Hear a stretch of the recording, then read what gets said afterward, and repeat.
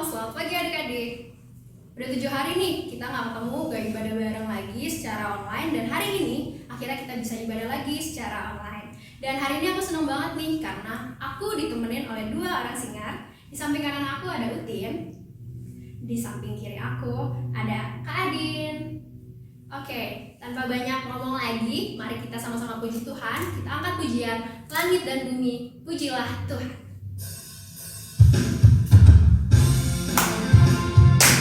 Adik-adik yang ada di rumah, yang masih punya tangan, yang masih punya kaki, boleh berdiri, boleh berdiri.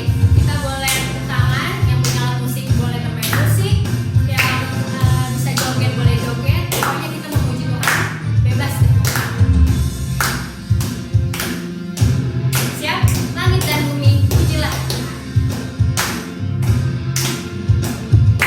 Langit dan bumi, pujilah Tuhan, sebab Dia ciptakan semuanya. Say, keagungannya mengatasi langit bumi, sembah sujud di hadapannya. Gimana nih? Lebih semangat lagi ya? Aku belum dengar semangatnya sampai sini. Ulang ya sekali lagi. Langit dan bumi, langit dan bumi, pujilah Tuhan. Sebab apa?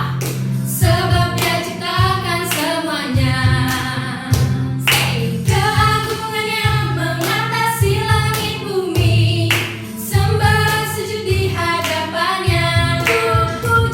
Ku puji, ku sembah, ku puji, ku sembah Yesus Kristus Sang Penebusku.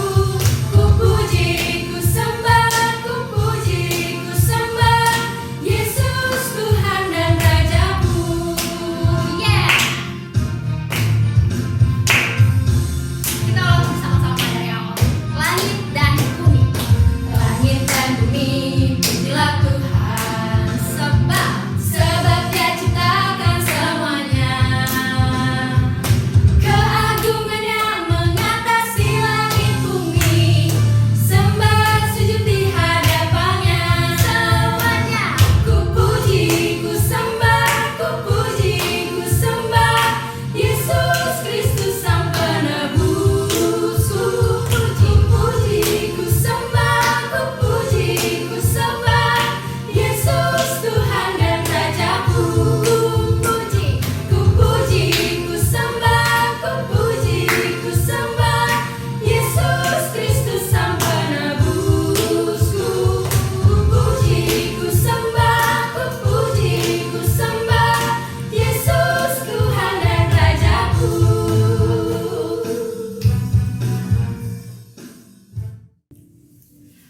Oke teman-teman, mari kita bersatu di dalam doa. Bapa kami yang baik, terima kasih Tuhan Yesus, mengucap syukur kembali ke hadirat-Mu Tuhan. Terima kasih ya Bapak, terima kasih karena sudah menemani aktivitas kami selama kami berada di rumah aja selama 7 hari ini. Walaupun Tuhan kami masih berada di rumah, melakukan semua aktivitas di rumah Tuhan, tapi kami percaya Tuhan bahwa pertolongan Tuhan, penyertaan Tuhan selalu ada buat kami. Dan sekarang kami akan melanjutkan ibadah kami ya Tuhan. Kiranya Tuhan boleh memberkati kami dari awal, pertengahan, hingga akhir daripada ibadah kami. Terima kasih Tuhan Yesus yang baik, di dalam nama Tuhan Yesus kami berdoa. Amin. Adik-adik yang di rumah, mari kita sama-sama mengangkat pujian hati hamba. Aku mau mengundang adik-adik untuk lebih lagi menyembah Tuhan, lebih lagi menikmati hadirat Tuhan.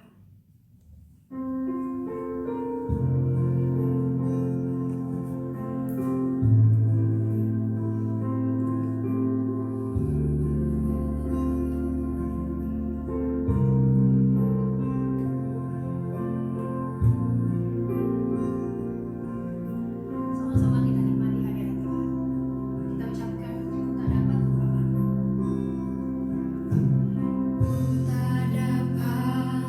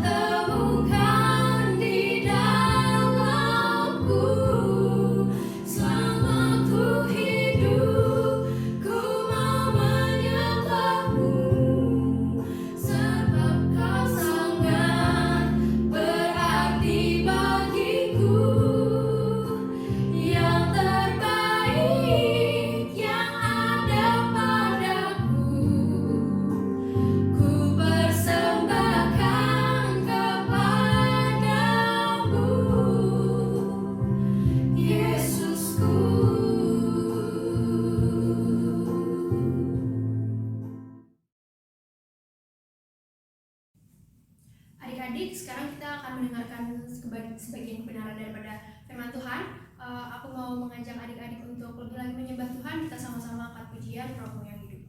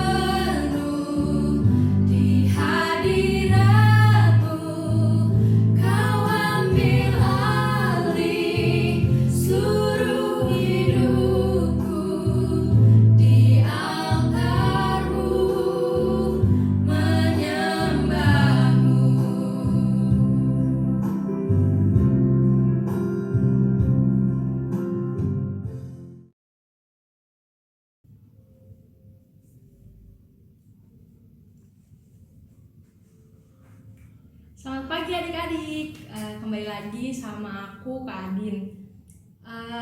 Gimana kabarnya selama 1 minggu ini? Aku harap kalian sehat-sehat terus ya. Sebelum masuk ke dalam pembacaan firman, mari kita bersatu di dalam doa. Mari kita bersatu. Tuhan, terima kasih Tuhan atas penyertaan-Mu sepanjang minggu kemarin Tuhan. Pada pagi hari ini kami ingin membaca firman-Mu Tuhan, biarlah firman yang akan disampaikan dapat menjadi rema dalam kehidupan kami semua Tuhan, dan juga berkati hamba yang sebagai pembawa firman dan adik-adik yang di rumah yang mendengarkan firman Tuhan. Terima kasih Tuhan Yesus, kami sudah berdoa dan mengucap syukur. Haleluya, amin.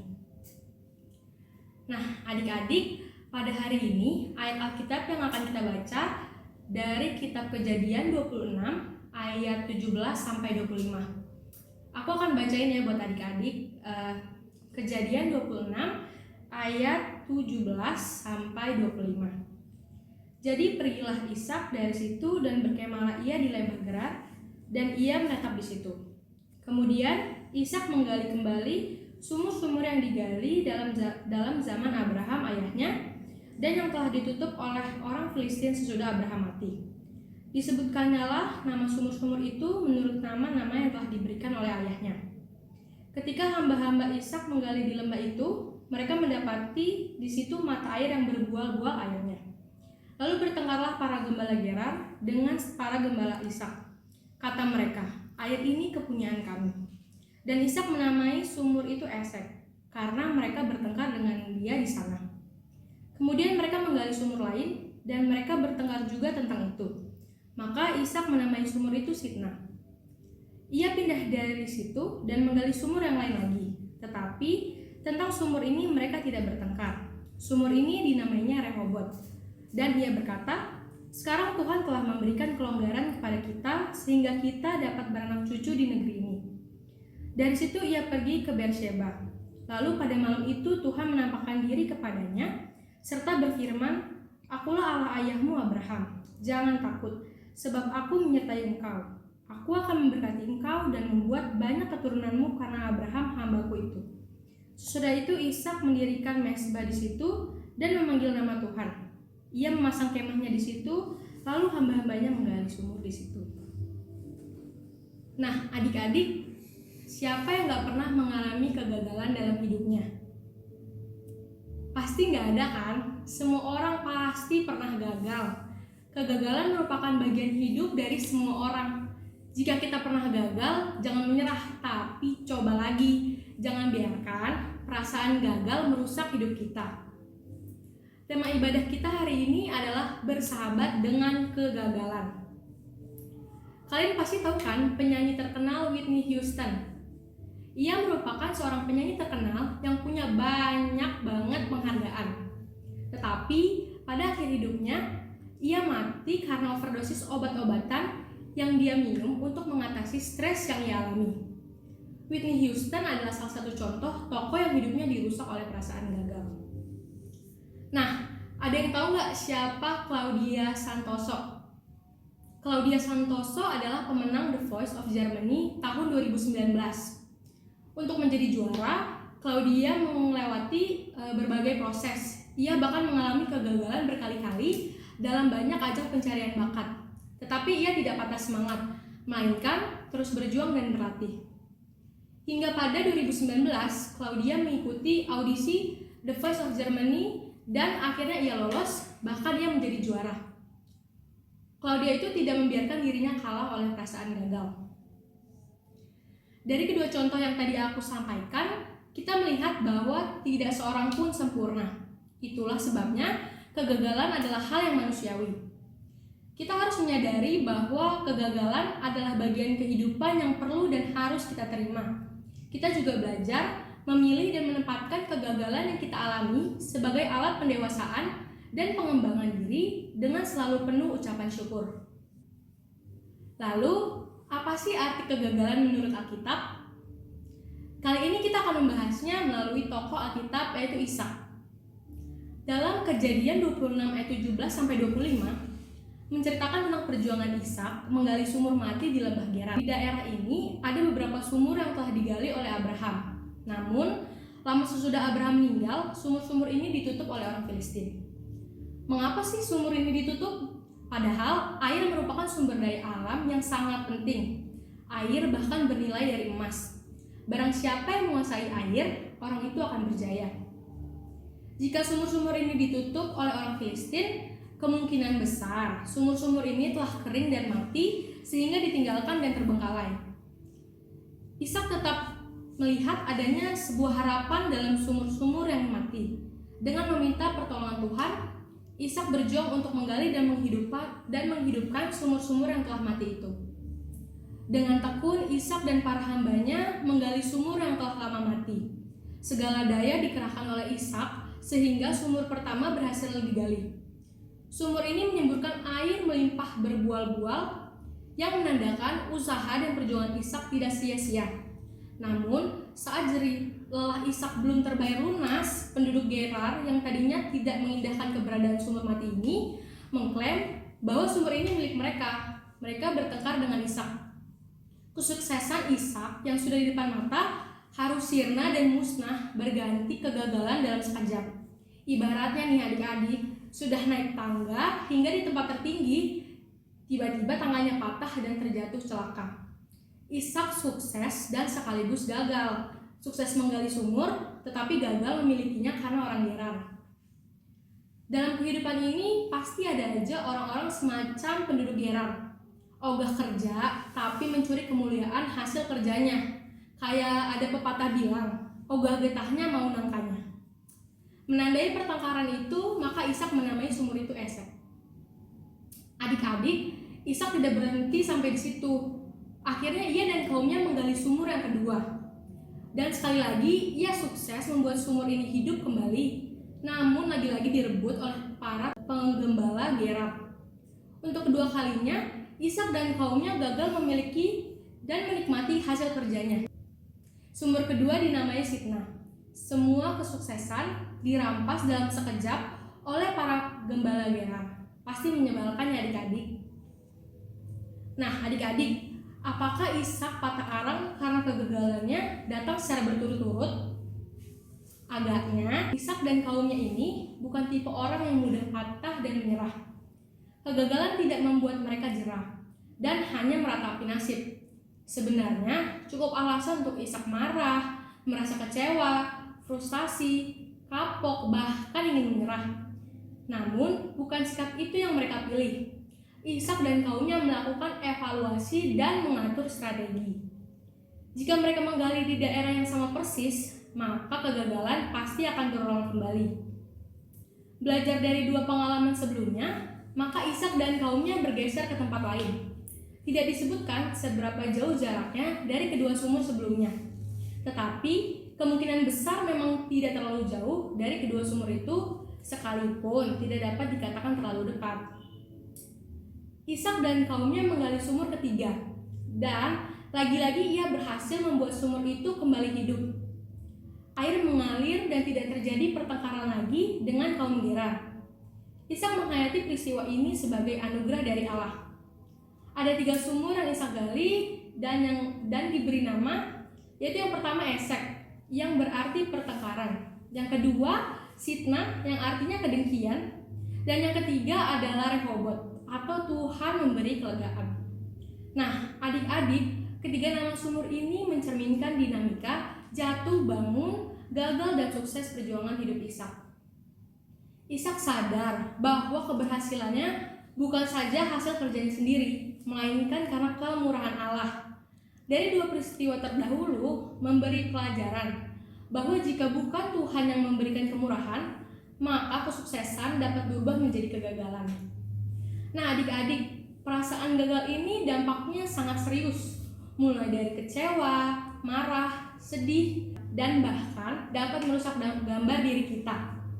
Jika perasaan gagal ini dapat mempengaruhi gambar diri kita, maka kita akan cenderung menjadi pribadi yang rendah diri, minder, dan apatis, sehingga potensi positif dalam diri kita terkubur sia-sia. Menyadari gawatnya dampak perasaan gagal jika tidak disikapi dengan benar, maka penting bagi kita sebagai remaja untuk mengelola perasaan gagal. Kita dapat belajar dari pengalaman Ishak bahwa kita harus selalu melakukan yang terbaik, namun siap untuk menerima risiko yang terburuk. Do your best and God will do the rest. Kita perlu memberi ruang kepada kehendak dan peran Tuhan dalam setiap derap juang kita. Dengan demikian, kita dapat memaknai sukses dan gagal secara positif. Tidak sombong ketika sukses dan tidak patah arang juga ketika gagal. Jatuh dan bangun merupakan bagian kehidupan. Selamat berjuang adik-adik, Tuhan Yesus memberkati. Mari kita berdoa. Tuhan Yesus, terima kasih Tuhan atas firman yang telah kami dengarkan Tuhan. Biarlah kami dapat selalu optimis Tuhan dalam perasaan gagal kami Tuhan, bahwa kami belajar bahwa perasaan gagal ini dapat dijadikan pembelajaran bagi kehidupan kami Tuhan, dan juga peranan-Mu dalam kehidupan kami juga kami dengarkan juga Tuhan. Dan kami berdoa untuk adik-adik di rumah Tuhan, dalam sekolah mereka, dalam pendidikan mereka Tuhan, Engkau berkati dan Engkau sertai mereka, dan juga orang tua mereka juga Tuhan, dalam pekerjaan mereka Engkau berkati juga Tuhan. Dan berkati kami untuk seminggu ke depan Tuhan, agar kami dapat melakukan aktivitas kami dengan baik juga Tuhan. Terima kasih Tuhan Yesus, kami sudah berdoa dan mengucap syukur. Haleluya, amin. Selamat hari Minggu adik-adik, Tuhan Yesus memberkati. Kita akan meresponi firman Tuhan. Mari kita sama-sama mengangkat pujian, kita akan menyerah.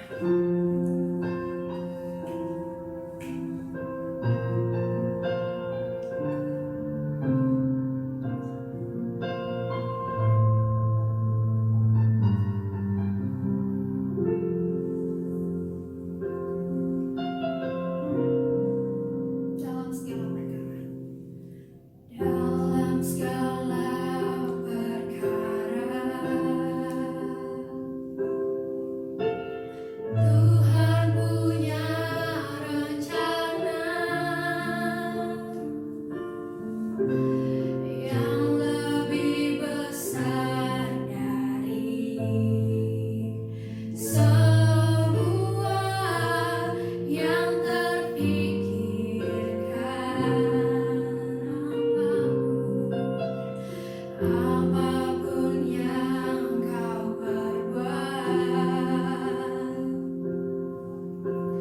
Tak ada maksud jahat, sebab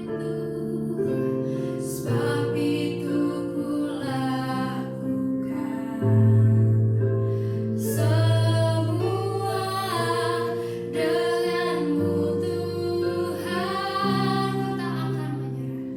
Ku tak akan menyerah pada apapun juga, sebelum ku coba semua yang ku bisa, tetapi ku berserah kepada kehendak-Mu. Hatiku percaya Tuhan punya rencana. Tuhan memang punya rencana, teman-teman, buat di hidup kita. Even kita nggak tahu apa yang ada di depan kita, tapi Tuhan tuh selalu tahu aja. Walaupun kita nggak bisa lihat, tapi Tuhan tuh bisa lihat. Kita nggak pernah tahu, kita cuma bisa berdoa aja. Dan jangan pernah menyerah. Oke? Sama-sama kita angkat pujian lagi. Dalam segala perkara Tuhan punya rencana yang lebih besar dari semua yang terpikirkan.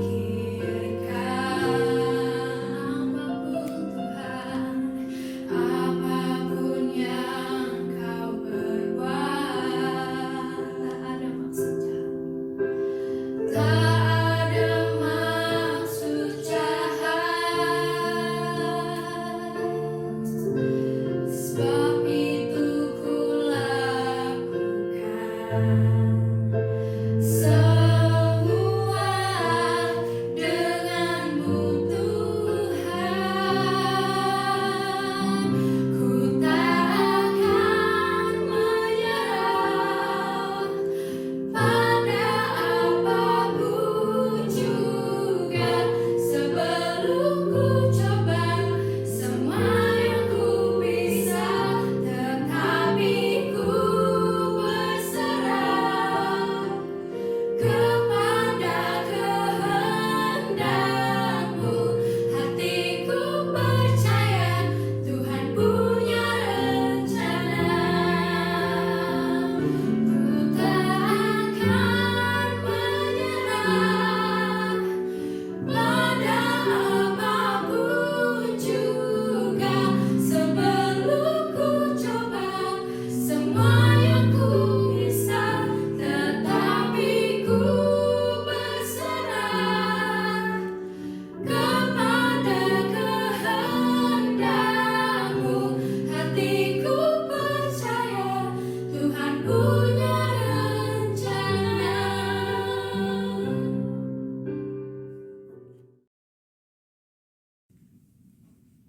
Adik-adik yang ada di rumah, waktunya kita menerima berkat daripada Tuhan lewat Pak Pendeta.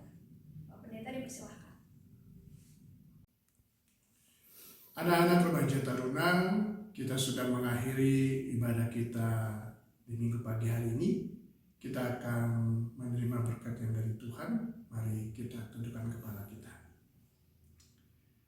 Tuhan memberkatimu, Tuhan melindungimu, Tuhan menyertaimu, Tuhan yang menjagamu dengan para malaikatnya, sehingga kamu senantiasa berada dalam perlindungan dan campur tangan Tuhan. Tuhan menjaga keluar masukmu dari sekarang sampai selama-lamanya. Dan kita semua yang percaya katakan, amin. Selamat pagi, Tuhan memberkati. Kita akan mengakhiri ibadah kita pada pagi hari ini. Namun sebelum itu, mari kita angkat pujian bagai Raja Wali.